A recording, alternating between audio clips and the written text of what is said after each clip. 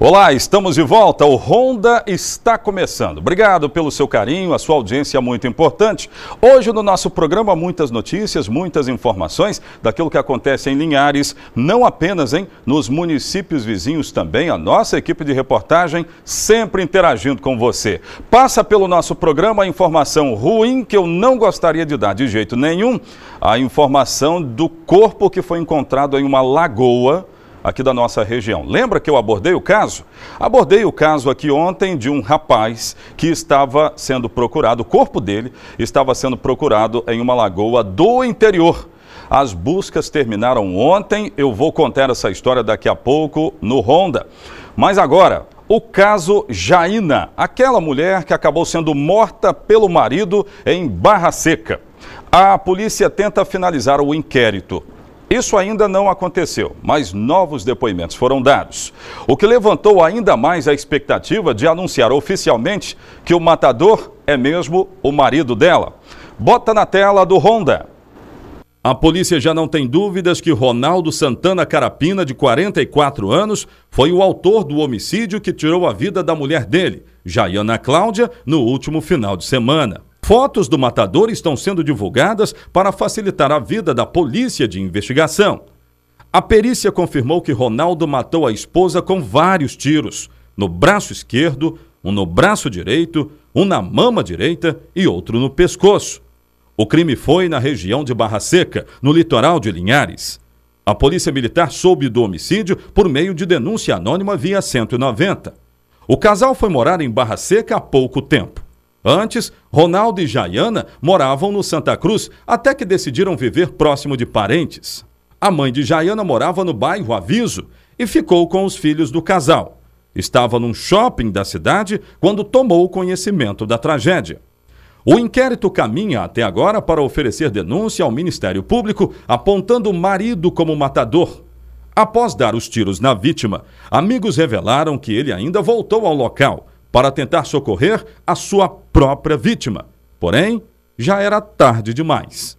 Agora, o delegado Fabrício Lucindo espera finalizar o caso com a ajuda da população para dar informações sobre Ronaldo Santana Carapina. Informações, aliás, que podem ser dadas através do 181 e 190, sem que o informante precise se identificar. Olha, casos como esses já chocaram a nossa comunidade em outras ocasiões.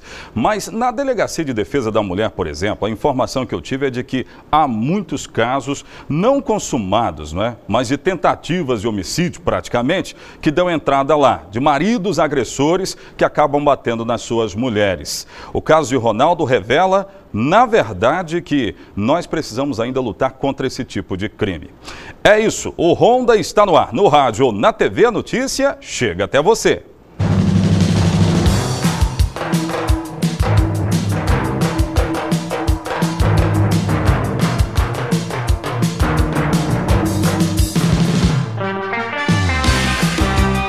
Olha, sejam bem-vindos a essa audiência. Passa também pelo nosso programa a notícia de que o PROCON começou investigações para lutar contra uma possível cartelização nos preços dos combustíveis. Será que tem cartelização aqui na cidade de Linhares? E, aliás, eu recebo em primeira mão resultados de uma pesquisa que foi feita do PROCON sobre preços dos combustíveis. Eu recebi agora há pouco e olha, já percebi que tem variação. Mas eu quero mostrar uma outra coisa, uma notícia que chegou de São Mateus na tela. Eu tenho um vídeo de um internauta, de um dos nossos telespectadores de São Mateus, que mandou para cá a informação de uma apreensão de lagosta. Olha aí, ó. Isso aí é uma apreensão de lagosta que foi feita em São Mateus. Agora vale lembrar que quem come lagosta não é cidadão comum não, hein? Nada contra, né? Se você está comendo lagosta, ótimo, mas não é cidadão comum, não. Você veja que as imagens são de um cinegrafista amador, olha lá, ó. Olha lá o material, ó. E nós estamos no período de defeso deste animal, né? Nós estamos no período de defeso. E o grande detalhe é que essa lagosta seria vendida na cidade. É justamente isso. Seria vendida na cidade de São Mateus. Aí a polícia recebeu informações anônimas e apreendeu 600 quilos de lagosta. Ô, gente, não pode, né? Enquanto as imagens estão rolando aí, muito obrigado ao nosso telespectador que mandou para cá essas informações importantes. Não pode, porque senão daqui a pouco não tem lagosta, né? Não tem lagosta. Se não preservarmos, não tem lagosta. Essa é a grande verdade. E aí, esse material todo agora vai ser doado. É sempre assim. Quando a polícia apreende algum material, né, produtos assim, acabam sendo doados para instituições de caridade. Agora, como eu disse, daqui a pouco não tem lagosta mais. Aí vai querer isso? De jeito nenhum. Muito obrigado a você que mandou para cá esse vídeo. Pode mandar o seu também, que eu vou passar aqui no Ronda. Tá em qualquer lugar da cidade de Linhares, de Soretama, de Rio, Bananal. Mande o seu vídeo amador. De flagrantes eu quero saber. Agora teve um flagrante da polícia que eu quero mostrar. Uma foto que revela um verdadeiro arsenal que estaria aqui pela cidade e acabou sendo abandonado. Veja! São cartuchos de diversos calibres que foi abandonado lá no centro da cidade. Perceba, cartucho de 22, tinha também cartucho de 32 aí nessa história. Ó. Mais de 1000 cartuchos que foram apreendidos, mas eles não estavam com ninguém, eles foram abandonados. De repente deixados lá no local e alguém disse o seguinte, ó, vou passar depois e pego. Deixa que eu passe e pego. Mas aí quem chegou antes foi a polícia. Mostra de novo as imagens para você ver. A polícia não está brincando não, irmão. A polícia não está brincando. Ela vê um flagrante desse, ela já vai no local e vai lá e apreende. Agora, todo este farto material foi parar na 16ª Delegacia Regional. A grande pergunta, de quem é, hein? A quem pertence esse produto, esse material? Agora a polícia quer saber. Ó, daqui a pouco eu vou voltar. Lembra da história da cartelização? Eu vou abordar no nosso programa aí também o caso do rapaz que estava desaparecido. O corpo dele foi encontrado ontem. Condolências lá para a família que hoje enterrou o corpo dele. Eu conto mais detalhes daqui a pouco. Olha, eu não posso deixar de lembrar do Cacau do bairro Aviso, que ontem eu andando pelo centro da cidade me disse o seguinte, eu não perco o programa Ronda. Então, ó, Cacau, obrigado, avisa lá para os seus vizinhos que todos os dias, de segunda a sexta, tem Ronda às 11h30 e tem reprise, viu? Reprise às 18 horas. Avisa lá para todo mundo. Infelizmente, o Ronda não dá as notícias que ele quer. As notícias que acontecem. E agora eu vou trazer um caso que chocou moradores, principalmente do bairro Shell, onde um morador foi passar um domingo passado, foi passar um domingo de lazer com amigos em uma das lagoas da nossa região. Eu até disse aqui e fiz um alerta para os linharenses. Nós temos 64 lagoas, mas é preciso usar com muita prudência. É preciso usar com prudência. Tem lagoas profundas, lagoas não tão profundas, mas a lagoa que o Samuel escolheu era muito profunda. E o barco em que ele estava acabou virando. 4 amigos, aliás 5, hein? 5 amigos conseguiram ser resgatados. Um conseguiu nadar até a margem. Eu vou contar essa história já já. Mais 4 foram resgatados por alguém que estava passeando ali pela região.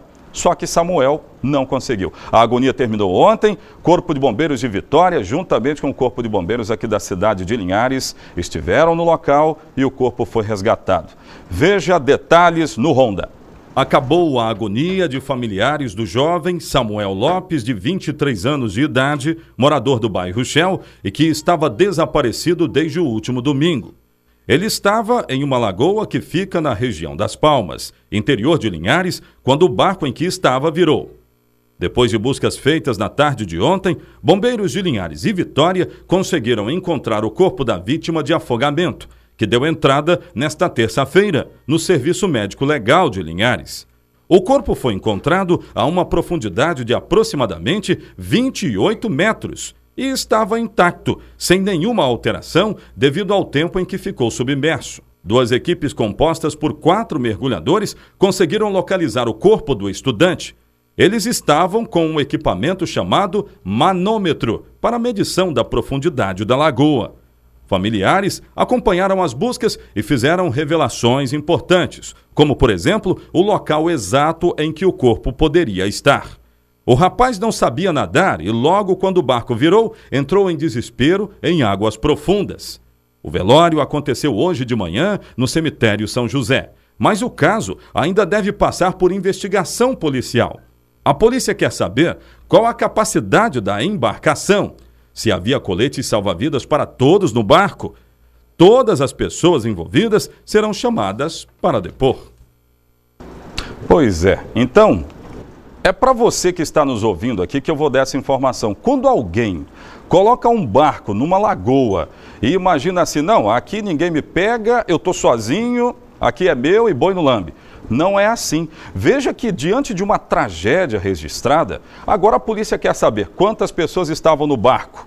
Se o barco tinha uma capacidade para tantas pessoas, porque eram 6 pessoas no barco.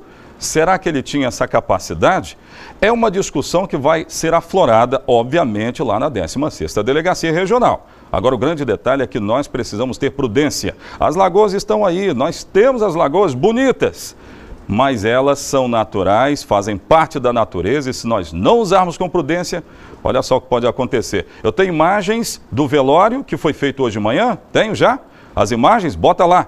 Imagens, está lá, parentes e amigos, logo depois, né, tiveram que passar por esse momento aí, ó. Né, um momento que ninguém quer, obviamente. Já disse aqui que a família está bastante lutada, né, o corpo dele que está na capela e logo depois foi para o cemitério. Esse é o cemitério São José, né? Esse é o cemitério São José.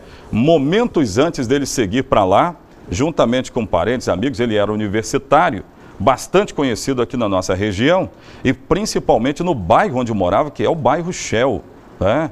Os moradores lá do bairro Shell compareceram em bom número para dar o último adeus ao Samuel, que acabou descendo as águas de uma lagoa profunda. O corpo dele foi encontrado a cerca de 28 metros de profundidade. Então, para você ver que Linhares tem lagoas realmente profundas, as mais profundas do Brasil, inclusive, 64 lagoas.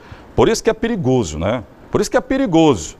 Aí agora segue lá as investigações, mas está aí a família bastante lutada, né, nesse momento muito difícil, que nós estamos usando para alertar a sociedade linharense.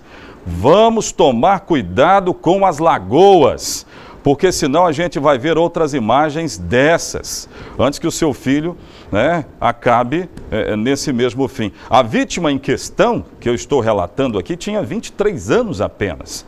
23 anos e a vida acabou justamente num domingo, numa tarde ensolarada e que era de muito lazer. Tá aí, ó, os familiares seguindo então para o enterro dele, né, de uma pessoa, repito, muito querida no bairro Shell e que seguramente vai deixar muitas saudades. Então, o Ronda da cidade cumpre o dever de alertar a sociedade mais uma vez. Tudo isso aconteceu hoje de manhã, não é? O velório dele aconteceu ontem mesmo. O corpo já foi liberado para ser velado pelos parentes, pelos amigos.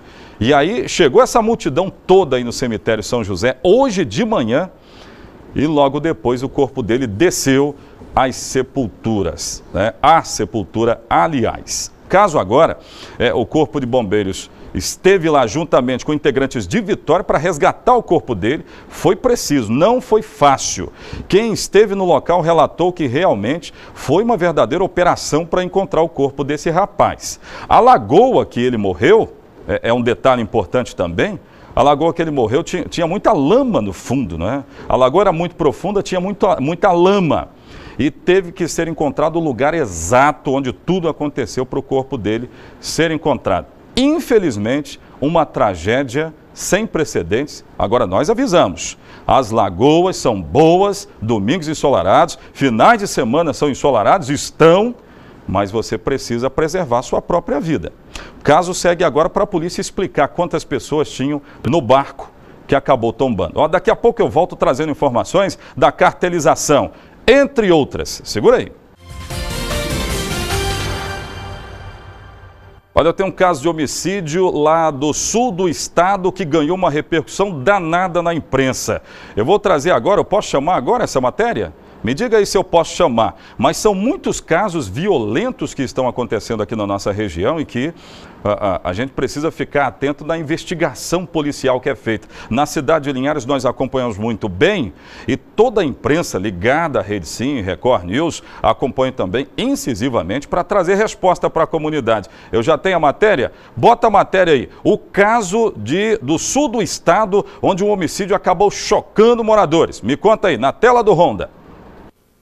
O crime aconteceu por volta de 2 horas da manhã, nesta rua, no bairro São Francisco de Assis. Leonardo Elias da Silva, de 20 anos, foi assassinado dentro de casa, ao lado da mãe e da avó. O colchão, onde o jovem dormia no momento do crime, guarda as marcas de sangue. A perícia esteve no local e o corpo de Leonardo foi levado para o Serviço Médico Legal de Cachoeiro. De acordo com informações de familiares, 2 bandidos armados arrombaram a porta da casa e foram em direção à vítima, que dormia no momento.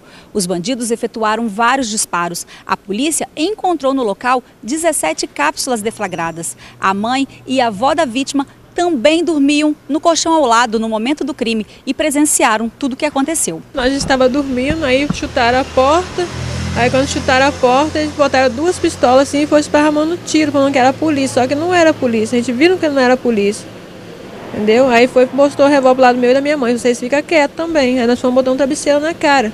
Muito abalada com o ocorrido, a mãe da vítima contou que o filho não era usuário de drogas e foi assassinado porque tinha informações privilegiadas. Ele estava avisando as pessoas que os outros iam matar. Ele sabia as pessoas que vão matar um ao outro, ele estava avisando para as pessoas saírem do 90, que eles iam morrer. Pois é, e quantas mães ainda estão chorando a morte dos seus filhos, não é? Minha mãe dizia o seguinte, ó, meu filho, eu vou te falar uma coisa, diga-me com quem tu andas, que eu direi quem tu és. É mais ou menos por aí. Ó, tem uma pesquisa aqui que eu quero trazer, e essa pesquisa veio motivada numa pergunta que nós fizemos para a sociedade, eu quero trazer, muito importante, na tela. A enquete que está inclusive no Face. Ó, você concorda com a redução da maioridade penal para 16 anos? Existe uma polêmica nessa história. Bota para mim aqui que eu quero comentar. Isso daqui a pouco eu vou chamar a história lá dos combustíveis. Existe uma polêmica, porque tem país que a maioridade já é 12 anos. Né? Então tem gente que defende 14, tem gente que defende 12, tem gente que defende 16. No Brasil, a discussão ainda é muito atual, mas ela discute 16 anos. Vamos ver o percentual? Será que dá para mostrar aqui? Ó? Sim, eu concordo, pelo amor de Deus, e rápido. 797. Que isso, rapaz? 797 pessoas que nos acompanham estão dizendo aqui, eu preciso que essa maioridade reduza. Não sei se resolve com 16, mas enfim. Olha aqui, ó, a distribuição para você entender quem é que está dizendo, quem é que está participando conosco. Do sexo feminino, são 67% daquele total lá que eu trouxe. Masculino, 33%. O percentual de mulheres participando é muito grande, né? 67%. Homens, 33%. Todos dizendo o seguinte, a maioridade penal precisa reduzir. É importante reduzir essa maioridade penal, né? Eu posso dar aqui a minha opinião também como cidadão brasileiro, porque tem muita coisa ainda em jogo que ela não pode ser resolvida. Por quê? Porque existe, né, essa história da maioridade penal ainda para 18 anos. Então, ao saber disso, seguramente muita gente utiliza a maioridade penal, a menoridade penal, né? Utilize esse detalhe, por exemplo, o tráfico de drogas. Então está lá o resultado, amanhã eu vou continuar acompanhando esse resultado. Antes, porém, cartelização. O PROCON está alertando os moradores, atenção, cuidado, a cartelização é caso de polícia. Bota na tela do Honda. Depois do aumento que assustou moradores de Linhares, o PROCON promete entrar em cena para vigiar os percentuais de aumentos dados nos combustíveis. Os preços para quem abastece na cidade não variaram muito. Chegam a R$ 3,44 na maioria das bombas. Isso acendeu a curiosidade no órgão, que pode investigar uma suposta cartelização, o que seria caso de polícia. A partir do momento que é praticado em algum determinado serviço ou produto o mesmo preço, né, onde tem que existir a livre concorrência, né, para que possa facilitar o consumidor identificar um serviço ou um produto que seja do seu interesse ou com uma qualidade melhor. Ele não consegue isso devido à prática de um preço único. Então é impossibilitada a livre concorrência. E então, nesse caso, fica configurado o crime, o consumidor tem que denunciar primeiro ao PROCON e depois a gente encaminha para os órgãos competentes.